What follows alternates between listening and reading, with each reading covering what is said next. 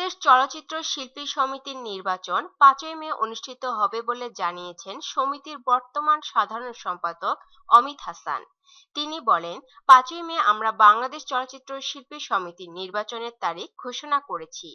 এর মধ্যে বাকি কাজ গুছিয়ে নেব।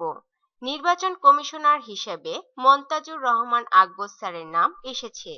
এর আগে পরিচালক চাষী নজরুল ইসলাম আমাদের নির্বাচন কমিশনার হয়েছিলেন। আমাদের সমিতির বনভোজন আছে, এরপর নির্বাচনের বাকি প্রস্তুতি নেওয়া হবে। বর্তমান সভাপতি সাকিব খান আসন্ন নির্বাচনে অংশ নেবেন কিনা তা এখনো নিশ্চিত হয়নি বলে জানান অমিত হাসান। এমনকি তিনি নিজের ব্যাপারেও নিশ্চিত নন।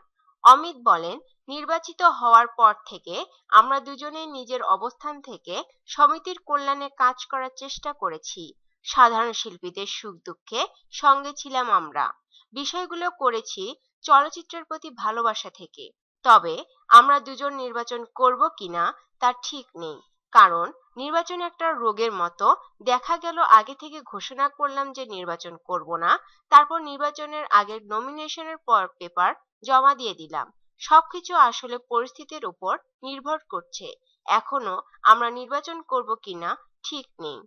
এদিকে বিষয়টি নিয়ে সাকিব খান বলেন, সময় মতো নির্বাচন হবে, আর আমি যদি নির্বাচন করি তাহলে সবাইকে জানিয়েই, সবাইকে সঙ্গে নিয়েই করব। নির্বাচন তো একা একা করার বিষয় নয়।